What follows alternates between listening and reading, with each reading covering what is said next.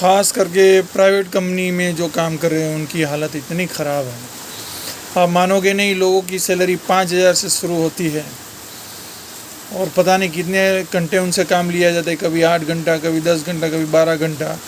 उनकी कोई time limit है नहीं, ना उनको पीएफ कटता है, ना उनको ईएसआईसी भी का बेनिफिट नहीं मिलता। और ईएसआईसी का बेनिफिट आज की तारीख में जो इनका पगार से पैसा काटा जाता है, उनको बेनिफिट कैसे लेना है वो कोई प्रॉपरली एजुकेशन नहीं दिया जाता है। तो एक्चुअली ईएसआईसी के ऑफिसर ने आके ऑर्गेनाइजेशन में जाके ये सब समझाना चाहिए कि आप कैसे बेनिफिट ले सकते हो। दूसरा मेरी एक सुझाव है कि इंडिया में जो भी काम करता है उसका एक यूनिक जॉब कार्ड होना चाहिए। वो जॉब कार्ड कहीं भी काम करेगा, वो 2 महीना काम करे, 6 महीना काम करे, 12 महीना काम करे या 15 दिन काम करे या 2 दिन काम करे, वो जॉब कार्ड की एंट्री जहाँ उसने काम किया है वो ऑर्गेनाइजेशन में एंट्री होना ज़रूरी है। उसका ऑफिशियल रिकॉर्ड होना चाहिए, ऑनलाइन रिकॉर्ड होना चाहिए, ताकि कल उठ के उसके साथ कोई अन्याय ना हो, ना ओनर का कोई नुकसान हो, और वो आदमी की एक अच्छी सी पहचान बनी रहती है। उसका एक अच्छा सा रिकॉर्ड मालूम पड़ जाता है एम्प्लॉय का कि वो कैसा एम्प्लॉय है, और दूसरी वही साइड में एम्प्लॉयर का भी रिकॉर्ड अच्छा बनता है। और मेरा गवर्नमेंट से एक सुझाव है कि जो लोग ऑफिस में काम करें या कहीं 8 घंटा जो काम करें, उनका मिनिमम वेजेस 10,000 रुपया होना चाहिए। आज 10,000 में आदमी कैसे खाता है, कैसे पीता है, क्या करेगा आदमी।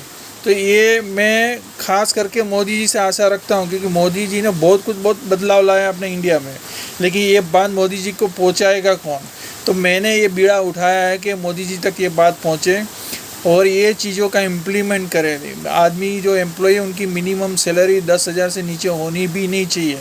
हाँ ठीक है, वो घर काम करते जिनका काम आधा घंटा घंटे का है उसका पगार ठीक है, उसी हिसाब से चलता है। बट जो आदमी 8 घंटा काम करता है, 10 घंटा काम करता है, तो उसका मिनिमम वेजेस तो 10,000 होना ही चाहिए।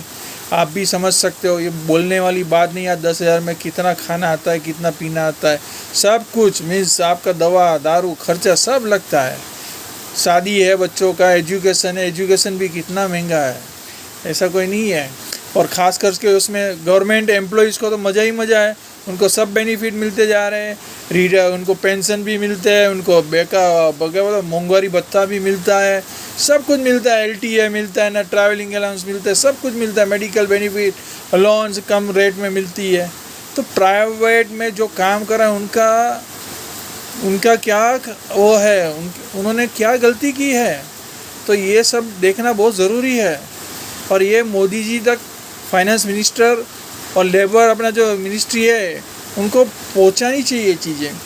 मैं तो अभी 60 का होने आया हूँ, पर जो अभी जवान काम करें उनके लिए मैं बोल रहा हूँ।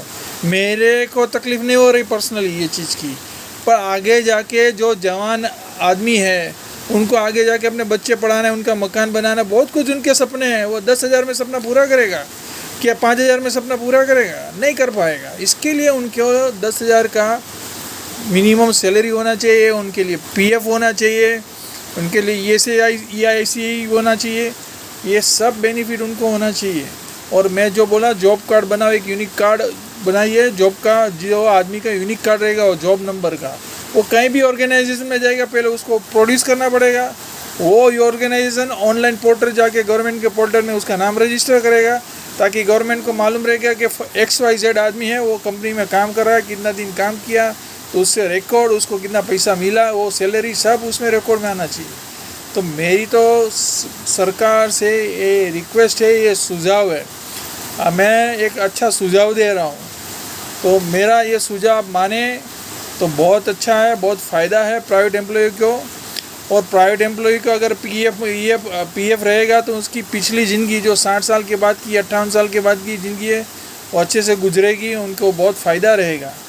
तो ये मेरा सुझाव के ऊपर सोच की जाए और उसका इम्प्लीमेंट करे तो सबसे बढ़िया है। बोलो भारत माता की जय, वंदे मातरम, मोदी जी जिंदाबाद।